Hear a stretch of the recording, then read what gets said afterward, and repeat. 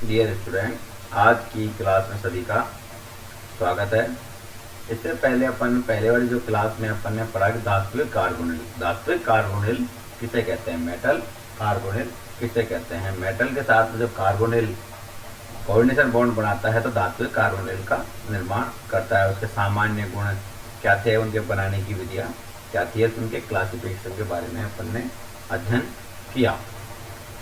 अब अपन धात्विक कार्बोनिलों के क्या क्या उपयोग है उसके बारे में अपन अध्ययन करेंगे।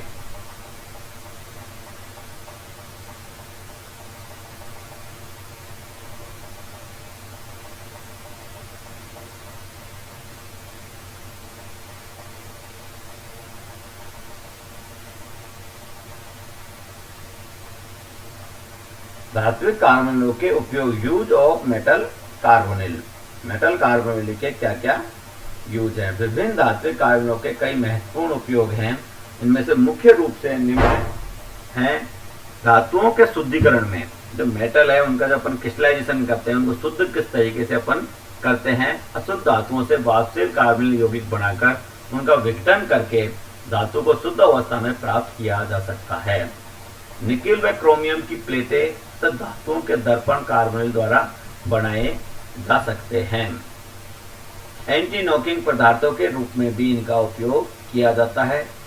समान होमोजेनिस कैटलाइस्ट के रूप में भी इनका उपयोग किया जाता है।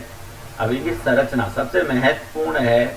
जो इनकी संरचना है कि MCO बंधन की प्रकृति, structure of the nature of the metal carbonyl bonding इस तरीके से पाया जाता है।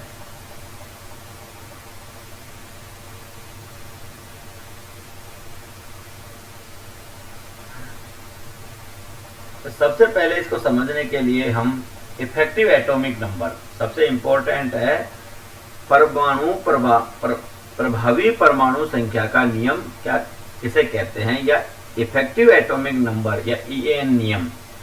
यह नियम बताता है कि संक्रमण धातुओं के आयन तत्व अथवा परमाणु किसी दाता अणुओं द्वारा इतने इलेक्ट्रॉन युग्म को ग्रहण करते हैं जिससे उससे प्रभावी परमाणु संख्या का मान निकटतम इनर्ट गैस जैसा हो जाए। मतलब कहने का मतलब यह है कि परमाणु के दाता अणुओं द्वारा इतने इलेक्ट्रॉन युग्म का ग्रहण करते हैं जिससे उनका इलेक्ट्रॉन विन्यास क्या हो जाए, उत्कृष्ट गैस विन्यास हो जाए। इसे प्रभावी परमाणु संख्या का नियम या इफेक्टिव एटॉमिक नियम या EN रूल कहा जाता है। संक्रमण धातु परमाणु के घेरे में कुल कितने इलेक्ट्रॉनों का आवेश घनत्व है, यह संख्या उसकी प्रभावी परमाणु संख्या कहलाती है। इसे परिकलित करने के लिए उस धातु परमाणु अथवा आयन के इलेक्ट्रॉनों की संख्या में कोऑर्डिनेशन बंध द्वारा ग्रहण किए इलेक्ट्रॉनों को जोड़ देते हैं। धातु कार्बोनिल बनने में कार्बोनिल अणु इलेक्ट्रॉनों का एक एक युग्म केंद्रीय धातु परमाणु को देकर एक कोऑर्डिनेशन बॉन्ड बनाता है। एक केंद्रीय धातु परमाणु कार्बोनिल अणुओं द्वारा इतने इलेक्ट्रॉन युग्मों को ग्रहण करता है जिससे उसकी प्रभावी परमाणु संख्या उसके निकटतम उत्कृष्ट गैस के बराबर हो जाए। इस प्रकार ये धातु संकुल या उपसर्जक यौगिकों की भांति EN नियम का पालन करते हुए कार्बोनिल यौगिक बनाते हैं। इसकी पुष्टि के लिए हम कुछ उदाहरण सारणी 1 में दे रहे हैं।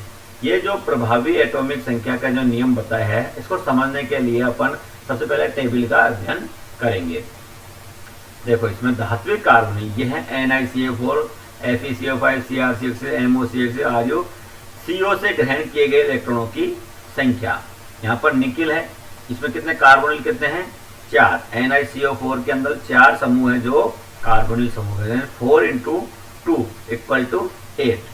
निकिल का केंद्रीय धन, जो निकिल यहाँ पर जो क्या कहते हैं सेंट्रल मेटल है, इसका केंद्रीय धातु का परमाणु संख्या है 28 ये, और कार्बोनिल 4 × 2 8, 28 + 28 = 36। मतलब ये कितने इलेक्ट्रॉन ग्रहण करता है जिससे कि इसका उत्कृष्ट गैस विन्यास हो जाए। जैसे निकटतम उत्कृष्ट गैस विन्यास को ग्रहण कर ले। क्रिप्टॉन का 36 जो विन्यास है इसको इसने ग्रहण कर लिया। तो जैसे NiCO4 बनता है लेकिन NiCO4 5 नहीं बनता है। यही कारण है जो इस तरीके के जो क्वेश्चन आते हैं कि ये बनता है ये नहीं बनता है, तो इसका जो कार्बोनिल कंपाउंड EN रूल का पालन करेंगे वही कंपाउंड प्रकृति में पाए जाते हैं। तो वो जैसे इसी में इस तरह क्वेश्चन आए कि NiCO4 बनता है, NiCO4 5 नहीं बनता। जबकि FeCO5 बन रहा है लेकिन FeCO4 नहीं बनेगा। ये क्यों नहीं बनेगा, अभी अपन इसकी अध्ययन करते हैं। तो ये EN रूल को समझने के लिए जो टेबल है इससे अपन समझ सकते हैं। जैसे इसमें क्या हो रहा है, CO कितने यहाँ पर 5 इंटू 2 इक्वल टू 10। Fe जो है यहाँ पर केंद्रीय परमाणु है, सेंट्रल एटम है, इसका परमाणु क्रमांक कितना है 26 और 10 36। तो अपन इलेक्ट्रॉन का 36 है। इसी तरह CrCO6 6 इंटू 2 12 है और 24, 12 प्लस 24 36। इसी प्रकार MoCO6 6 इंटू 2 12 है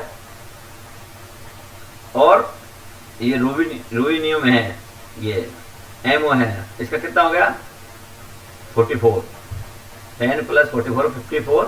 जीनोन का जो परमाणु क्रमांक है वह इसी तरीके से आप इसे समझ सकते हैं कि उत्कृष्ट गैस विन्यास है उसको ग्रहण करते हैं। WCO6 है 6 इंटू 12, 6 इंटू 12 12 है और 74 इसका क्या कहते हैं परमाणु क्रमांक 74 प्लस 12 है 86 जो किसे रेनॉन जो उत्कृष्ट गैस विन्यास है उसका परमाणु क्रमांक है। पॉलीन्यूक्लियर धातु कार्बन में प्रति धातु परमाणु EN का परिकलन किया जाता है। मतलब अपन पॉलीन्यूक्लियर का कंपाउंड का अपन ने इससे पहले ऊपर वाले पढ़े और मोनोन्यूक्लियर के करे। एफिन जो पॉलीन्यूक्लियर है जैसे Fe2CO9, जैसे इस पे Fe2CO9 का अपन EN रूल देखें तो Fe की परमाणु क्रमांक कितना है 26 और 9/2CO। 9 किसके लिए है 2 के लिए, अपन को किसको निकालना है 1 के लिए। तो 9 इंटू 2/2 बराबर 9, 26 प्लस 9 बराबर 36। 36 किसके लिए हो गया 26 प्लस 9 क्या हो गए 35, सॉरी।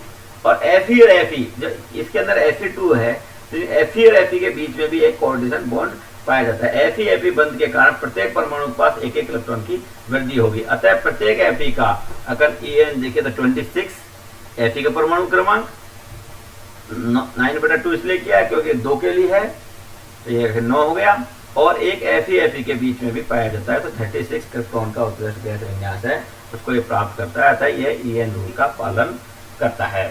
इस प्रकार प्रभावी नाभ के आवेश या प्रभावी परमाणु संख्या के आधार पर तय होता है कि सेंट्रल परमाणु कितने कार्बोनिल कमाओं के साथ में ऑक्सीजन बॉन्ड बनाएगा। इससे प्रकट हो गया है कि ये कितने कार्बोनिल साथ के कार्बोनिल बॉन्ड कोऑर्डिनेशन बॉन्ड का निर्माण करेगा। परमाणु संख्या का मान कोई सम संख्या हो, जैसा कि उपयुक्त उदाहरणों से स्पष्ट है कि CO का एक अणु इलेक्ट्रॉन का एक युग्म धातु परमाणु को देता है। अतः धातु परमाणु के साथ चाहे कितने CO कोऑर्डिनेशन बॉन्ड बनाए उनके द्वारा दिए गए इलेक्ट्रॉनों की संख्या सम ही होगी।